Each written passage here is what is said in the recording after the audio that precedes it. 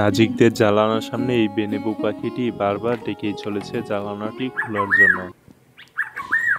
সকালবেলায় সূর্যের কিরণে যেন প্রকৃতি তার নিজের রূপে সেজেছে, আর গাছের ডালে ডালে ডেকে চলেছে একটি হলদে রঙের পাখি, যার শরীরের রং হলুদ, মাথার দিকটা কালো এবং ঠোঁটটি লাল টকটকে। আর এই পাখিটির নাম হচ্ছে বেনেবউ এবং গ্রাম বাংলায় তাকে ডাকে ইষ্টি কুটুম। আর বেনেবউ পাখিটি এভাবে ডাকার কারণ হচ্ছে সে ইতিমধ্যে একটি গাছের ডালের মাঝে সংসার পেতেছে। আর গাছের ডালের মাঝে সংসার পাতার ঠিক কিছুদিনের ভিতরে স্ত্রী বেনেবউ পাখিটি সেই বাসাটিতে বেশ কিছু ডিম পাড়ে। আর নাজিক লক্ষ্য করলো ইতিমধ্যে সেই স্ত্রী পাখিটি ডিমগুলোতে তা দেওয়ার জন্য বসে পড়েছে। আর এই সুন্দর মুহূর্তটা পুরুষ বেনেবউ পাখিটি প্রকৃতির মাঝে ভাগ করে নিতে চায়, আর সেজন্যই কখনো এই গাছ বা কখনো ও গাছের মাঝে ডেকেই চলেছে। আর তার মধুর কণ্ঠের এই ডাকটি যেন যে কারো মনটা গলে দিতে পারবে। তবে 1 মাস পর নাজিক লক্ষ্য করলো আর ইতিমধ্যে বেনেবউ দম্পতি তাদের বাসাটিতে বাচ্চা ফুটিয়ে দুটি বাচ্চাকে অনেকটাই বড় বানিয়ে ফেলেছে। আর প্রতিদিনই বেনেবউ দম্পতি তাদের ছানাদেরকে পোকামাকড় বা বিভিন্ন ফলমূল এনে খাওয়ায়।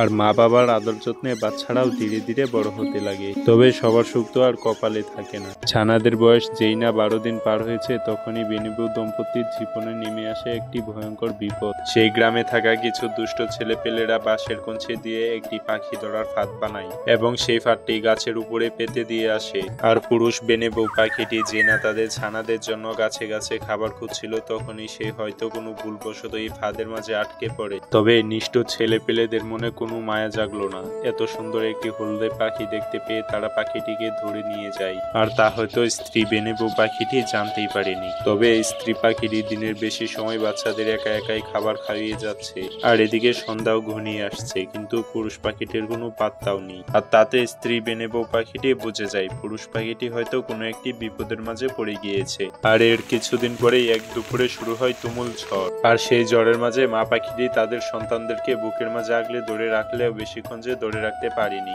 প্রচুর বাতাসের কারণে বাসাটি এক পর্যায়ে গাছের ডাল থেকে ভেঙে পড়ে যায়, আর বাসাটি সহ বাচ্চাগুলো মাটিতে পড়ে যায়। আর ঝড়ের তাণ্ডব শেষে নাজিক যখন বউকথাকো পাখির বাসাটি দেখতে যায় তখন সে গিয়ে দেখতে পায় বাসাটি ইতিমধ্যে ভেঙে মাটিতে পড়ে রয়েছে। আর সেই সাথে নাজিক আরো একটি দৃশ্য দেখতে পেল। প্রবল ঝড় বৃষ্টির কারণে মা পাখিটি এই বৃষ্টির মাঝে ভিজে মারা যায়। আর তা দেখতে পেয়ে নাজিকের মনটা ভেঙে যায়, কারণ এত ছোট ছোট ছানা রেখে মা পাখিটি বিদায় নেই পরকালে। আর মা বাবা হারা এই ছোট ছানাদেরকে নাজিক তার নিজ বাড়িতে নিয়ে আসে। আর ক্ষুধার যন্ত্রণায় ছানারা কিচিরমিচির করছিল, আর তা দেখতে পেয়ে নাজিক ছানাদেরকে খাবার খাওয়ায়। আর অবুঝ ছোট ছানারাও খিদার যন্ত্রণায় নাজিকের হাত থেকে এভাবেই হাউমাউ করে খেতে শুরু করে দেয়। আর ছানারাও ধীরে ধীরে বেশ কিছুদিন পর কিছুটা বড় হয়, আর তাদের পুরো শরীরটাও হলদে পালকে অনেকটাই ভরে যায়। আর নাজিক ছানাদের নিয়ম মতো যত্ন নেই, তাদেরকে গোসল করিয়ে দেওয়া, ঠিক মতো খাবার খাওয়ানো, সবকিছুই নাজিক একাই করে। আর এভাবে মা বাবা হারা বেনেবউ পাখির ছানাগুলো ধীরে ধীরে নাজিকের হাতে বড় হয়ে যায়।